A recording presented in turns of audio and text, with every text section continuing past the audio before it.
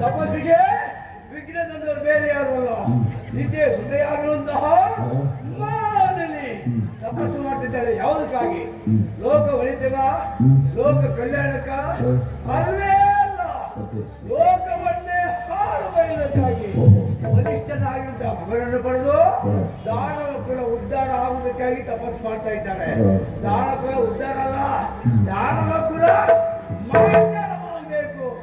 ಆದ್ರೆ ಹೀಗೆ ಬಿಟ್ಟರೆ ಏನಾಗ್ತದೆ? ಹೀಗೆ ಬಿಟ್ಟರೆ ಏನಾಗ್ತದೆ? ನಮ್ಮಂತ ಮನುಕುಲಕ್ಕೆ ಅವಮಾನ, ಅಪಚಾರ, ಹಾಕಿಕೊಂಡಂತ ಜನರಿಗೂ ದೋಷ, ಹೇಳ್ತಿರುವಂತ ಮಂತ್ರಕ್ಕೂ ದೋಷ. ಆದ್ದರಿಂದ ಇವುಗಳನ್ನು ಹೀಗೆ ಬಿಟ್ಟರ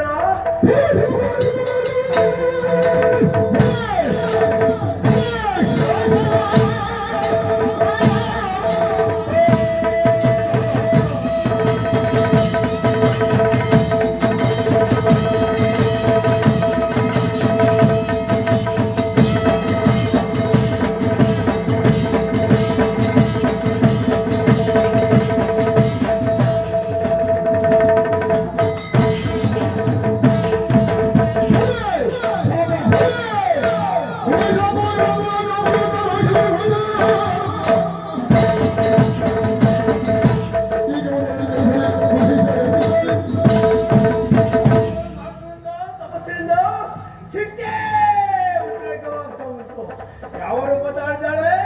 ಮೈಷ ರೂಪ ತಾಳಿದ್ದಾಳೆ. ಮೈಷ ರೂಪ ತಾಳಿದ ಕಾರಣ ಇವಳ ಹೊಟ್ಟೆ ಒಳಗೆ ಮೈಷ ಹುಟ್ಟಲಿ, ಮೈಷ ಹುಟ್ಟಲಿ, ಮೈಷ ಹುಟ್ಟಲಿ. ಅಷ್ಟೇ ಅಲ್ಲ, ಮೂರು ಮೂರ್ತಿಗಳಿಂದ ಇವಳಿಗೆ ಪರಿಹಾರ ಸಿಗಲೇ ಹೋಗಲಿ, ಪರಿಹಾರ ಸಿಗಲೇ ಹೋಗಲಿ. ಎಷ್ಟೋ ಕಾಲದಿಂದ ಇಲ್ಲಿ ತಪಸ್ಸು ಮಾಡ್ತಾ ಇದ್ದೇವ, ಈಗ ಹಾಳಾಯ್ತಲ್ಲ ತಪಸ್ಸು. ಆದ್ದರಿಂದ ಈ ಸ್ಥಳ ಅಲ್ಲ